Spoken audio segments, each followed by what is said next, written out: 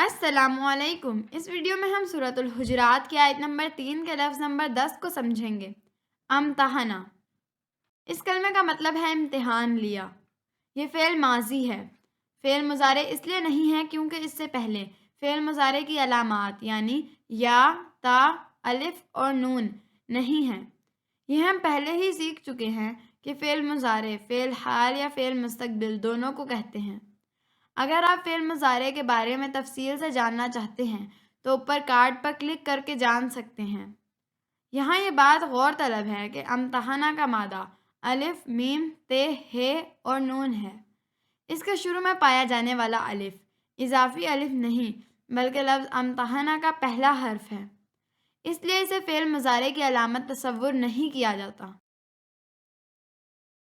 یہاں یہ بات بھی غور طلب ہے کہ عربی کے لفظ امتحانہ اور اردو کے لفظ امتحان دونوں کا مادہ الف، میم، تے، ہے اور نون ہے، اور دونوں میں امتحان کا مطلب پایا جاتا ہے۔